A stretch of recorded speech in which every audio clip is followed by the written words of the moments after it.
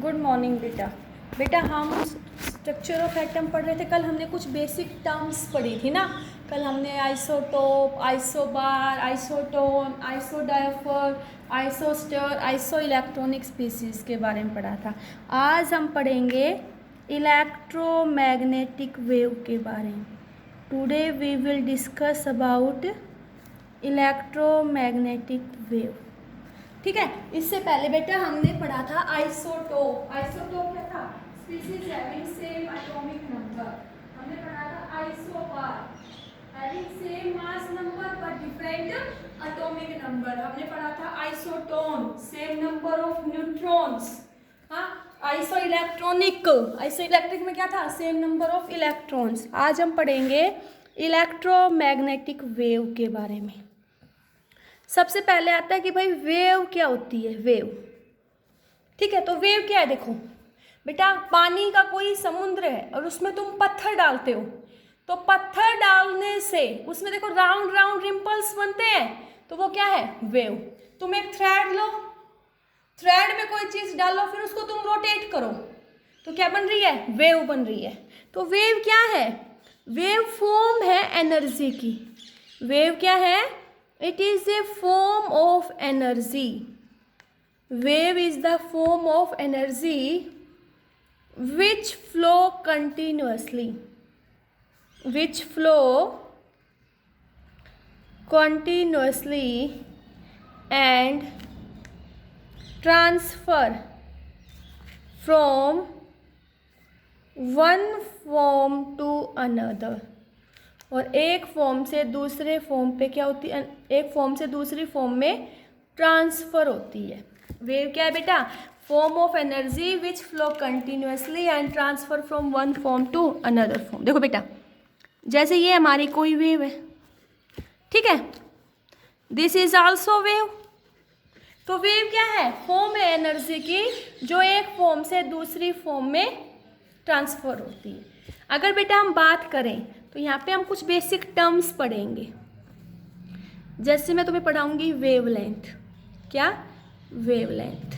Wavelength को हम denote करते हैं लैम्डा से। Wavelength is denoted by lambda. तो वेवलेंथ क्या है? Wavelength is the distance between two adjacent crest और trough. Distance between two adjacent crest और ट्रफ, उसको हम क्या बोलते हैं? वेवलेंथ। या फिर हम इसको कैसे डिफाइन कर सकते हैं कि वेवलेंथ क्या है? The distance between two similar neighbour point, तो उसको भी क्या बोलते हैं? वेवलेंथ। देखो बेटा, जैसे ये हमारे पास कोई वेव दी हुई है, क्या है? वेव। तो ये इसका पॉइंट ऑफ ट्रांसमिशन, तो मैंने तुम्हें बताया था। तो देखो बेटा, इस वेव की ये जो लाइन ऑफ प्रोपगेशन है, इससे ऊपर जो ये डिस्टेंस होता है, इसको हम बोलते हैं क्रस्ट। तो जो नीचे होगा इसके प्रोपगेशन की, उसको हम बोलते हैं ट्रफ। ये क्या हो गया? ये क्रस्ट, ये ट्रफ। तो वेवलेंथ क्या होती है? The distance between two adjacent crest या the distance between two adjacent trough, इसको हम बोलते हैं वेवलेंथ। क्या बोलते हैं? Wavelength. And it is represented by lambda. Okay. दूसरी डेफिनेशन मैंने बताया था, distance between two similar neighbour point. देखो, जैसे ये प्रोपगेशन था, तो इस वेव को यहाँ से यहाँ तक सेम नेबर पॉइंट हो गए, यहाँ से चली, यहाँ से यहाँ तक कितना डिस्टेंस ट्रेवल किया, तो इसको भी हम क्या बोलते हैं? वेवलेंथ। क्या बोलते हैं? वेवलेंथ। तो वेवलेंथ है the distance between two adjacent crest और ट्रफ, ठीक है। वेवलेंथ बेटा कई बार हमें पिकोमीटर में दी होती है, तो हमें कुछ कन्वर्जन पता होना चाहिए। 1 पिकोमीटर इज इक्वल टू 10 की power -12 metre. 1 picometre is equal to 10 की पावर -12 मीटर। 1 एंगस्ट्रम 10 की power -10 metre. 1 nanometre 10⁻⁹ metre, 1 micrometre 10⁻⁻6 metre. ठीक है, ये मैंने कुछ तुम्हें क्या बताई, पिकोमीटर में दे दे तो पिकोमीटर को मीटर में कैसे चेंज करेंगे, अंगस्ट्रम को मीटर में, नैनोमीटर को माइक्रोमीटर को। ओके, तो वेवलेंथ क्लियर क्या हुआ, क्या होगा, तो वेवलेंथ क्या है बेटा, wavelength is the distance between to crust या टू ट्रफ। ठीक है, अब बेटा देखो, इस वेव को यहाँ से यहाँ तक पहुँचने में जो टाइम लगेगा उसको हम बोलते हैं टाइम पीरियड। क्या बोलेंगे, time period, time period. Second हम पढ़ेंगे टाइम पीरियड, इसको हम लिखेंगे टी से।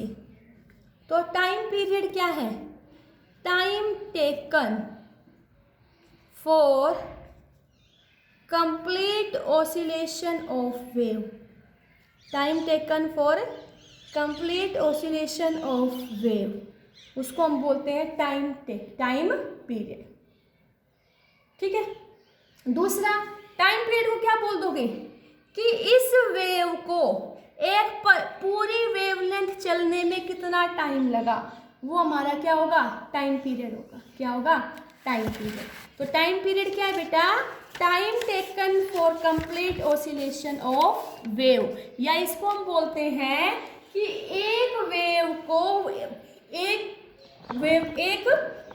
सॉरी बेटा, मैंने कहा टाइम पीरियड क्या है, time taken for by the wave to travel a distance equal to 1 wavelength. हाँ, टाइम पीरियड टी।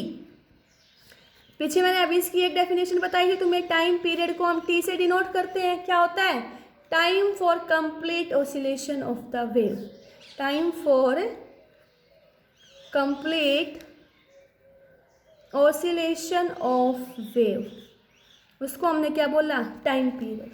ठीक है, दूसरा हम इस टाइम पीरियड को कैसे डिफाइन कर सकते हैं, time taken by the wave, time taken by the wave to travel ए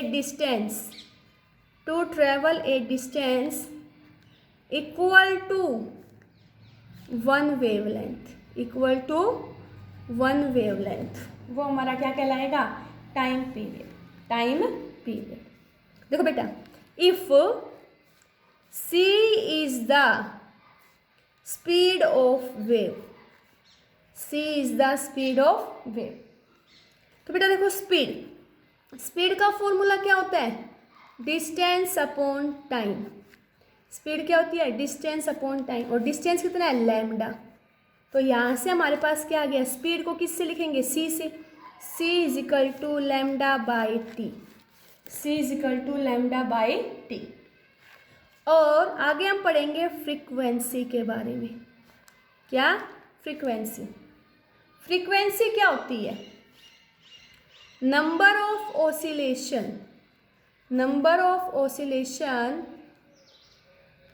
पर unit time, number of oscillation per unit time is known as frequency, उसको हम क्या बोलते हैं, frequency.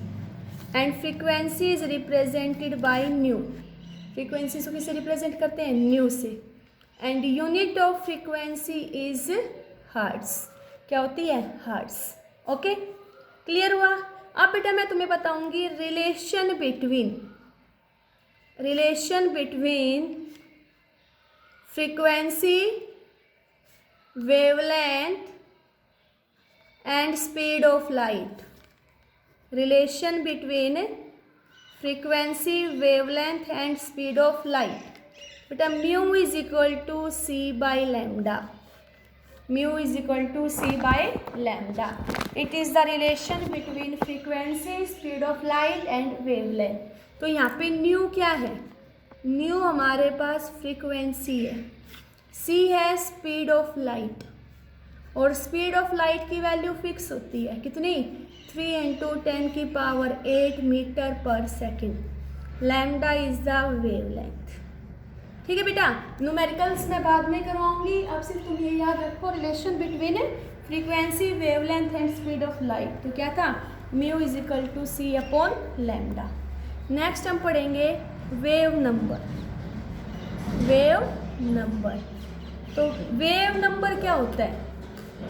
Number of wavelength, number of wavelength per unit length, per unit length, उसको हम क्या बोलते हैं? Wave number. क्या बोलेंगे? Wave number. वेव नंबर किसके कहलाएगा? Wave number is equal to 1/λ। Nu बार से किसको लिखते लिखते बेटा? Wave number. तो वेव नंबर क्या आएगा? 1/λ।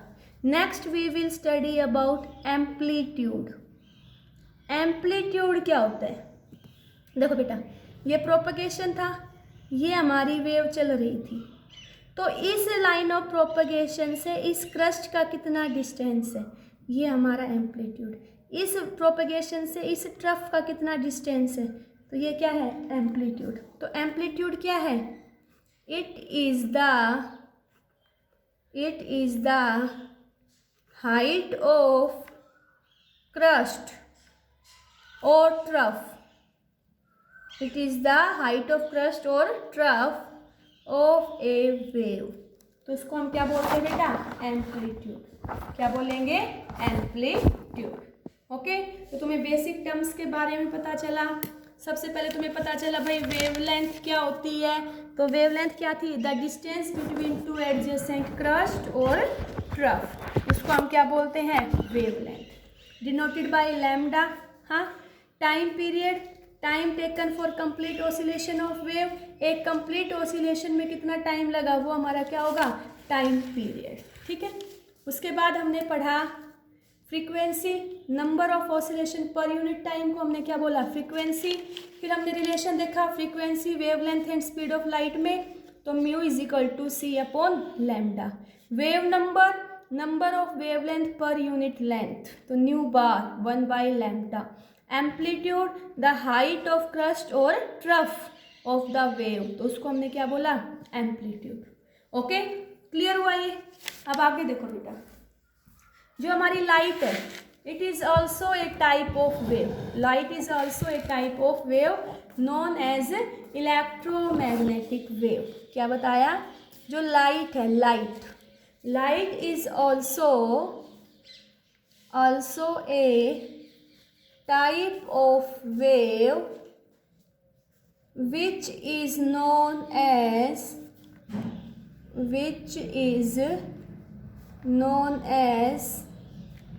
इलेक्ट्रोमैग्नेटिक वेव, जिसको हम क्या बोलेंगे?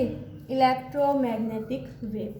ठीक है, और इस इलेक्ट्रोमैग्नेटिक वेव के पास इलेक्ट्रिक एंड मैग्नेटिक वेव दोनों कंपोनेंट होंगे। मैंने बताया light is also a type of wave which is known as electromagnetic wave, and this electromagnetic wave it consists of oscillating electric and magnetic field. ठीक है, electromagnetic wave के पास oscillating electric and magnetic field दोनों होंगे। ठीक है, तो अगर जिस बेटा अब हमें यहाँ से ये क्लियर हो गया कि जो ईएम वेव होगी, जो इलेक्ट्रोमैग्नेटिक वेव होगी, उसके पास इलेक्ट्रिकल वेव भी होंगे और दूसरा मैग्नेटिक वेव भी होंगी। इलेक्ट्रिक वेव भी होंगी और मैग्नेटिक वेव होंगी, and these electrical wave and magnetic wave are perpendicular to each other. Yes और नो? मैंने क्या बताया कि भाई जो इलेक्ट्रोमैग्नेटिक वेव्स हैं, जो लाइट है वो भी हमारी एक इलेक्ट्रोमैग्नेटिक वेव है, तो इसके पास इलेक्ट्रिक और मैग्नेटिक वेव दोनों कंपोनेंट होंगे, and these electric component and magnetic component are perpendicular to each other। ये इलेक्ट्रिक और मैग्नेटिक कंपोनेंट एक दूसरे के परपेंडिकुलर होंगे। क्या होंगे? परपेंडिकुलर। देखो बेटा कैसे, जैसे हमने 3 डायमेंशन लिया कुछ, ठीक है बेटा, ये ओरिजिन से पास होगी, सॉरी ओरिजिन से, ओके समझ रहे हो ना। ये जेड एक्सिस, ये वाई एक्सिस, ये एक्स एक्सिस। हमने एक्स एक्सिस पे लिया बेटा इलेक्ट्रिक कंपोनेंट, एक्स एक्सिस पे क्या लिया, इलेक्ट्रिक कंपोनेंट। और बेटा वाई एक्सिस पे हमने इस वेव का लिया मैग्नेटिक कंपोनेंट। क्या लिया, मैग्नेटिक कंपोनेंट। तो इलेक्ट्रोमैग्नेटिक वेव में ये इलेक्ट्रिकल कंपोनेंट और मैग्नेटिक कंपोनेंट एक दूसरे के क्या होगा, परपेंडिकुलर। क्या होगा, परपेंडिकुलर होगा। ठीक है, ये समझ आया। अब देखो, जैसे अगर मैं इसका डायग्राम ड्रा करूं तो बेटा इधर हम लेंगे propagation of wave, propagation of wave. Z axis में हम लेंगे इलेक्ट्रिक फील्ड कंपोनेंट और यहाँ लेंगे हम वाई एक्सिस में मैग्नेटिक फील्ड कंपोनेंट। ओके, तो ये इसका इलेक्ट्रिक फील्ड और ये इसका मैग्नेटिक फील्ड। हम कहेंगे कि जो इलेक्ट्रिक कंपोनेंट होगा इलेक्ट्रोमैग्नेटिक वेव का, it is perpendicular to the magnetic component, yes और नो। दूसरा जो इलेक्ट्रिक कंपोनेंट होगा it is perpendicular to electromagnetic wave and the magnetic component is also perpendicular to the electromagnetic wave. Okay, तो electromagnetic wave क्या हुआ पता चला, जिसके पास इलेक्ट्रिक और मैग्नेटिक दोनों कंपोनेंट हो and these components are perpendicular to each other, तो उसको हम क्या बोलेंगे, इलेक्ट्रोमैग्नेटिक वेव। ठीक है, अब बेटा देखो इसके some points of electromagnetic wave, some points of electromagnetic wave। Electromagnetic wave के कुछ पॉइंट्स देखते हैं बेटा। जितनी भी हमारी इलेक्ट्रोमैग्नेटिक वेव होगी they will travel with same speed, सारी इलेक्ट्रोमैग्नेटिक वेव सेम स्पीड से ट्रेवल करेंगी and this speed will be equal to the speed of light। मैंने क्या कहा, all electromagnetic wave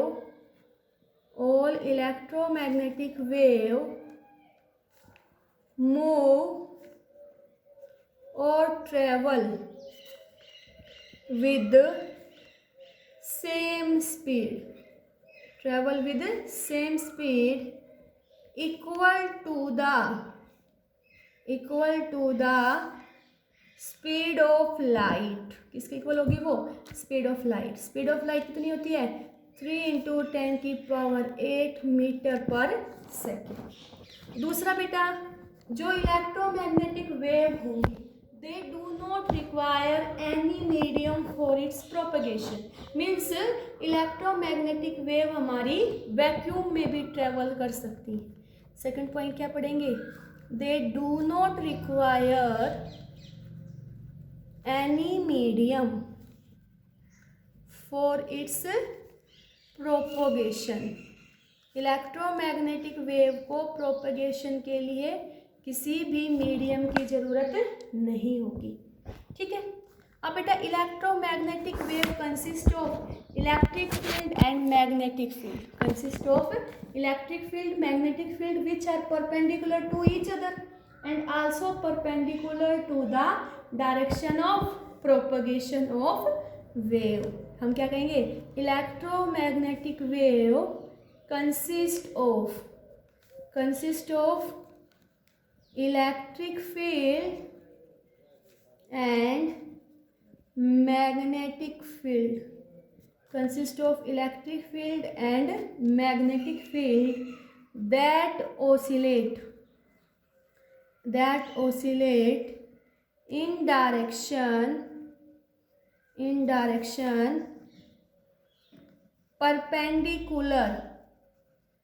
perpendicular to each other, एक दूसरे के परपेंडिकुलर होंगी, एंड टू द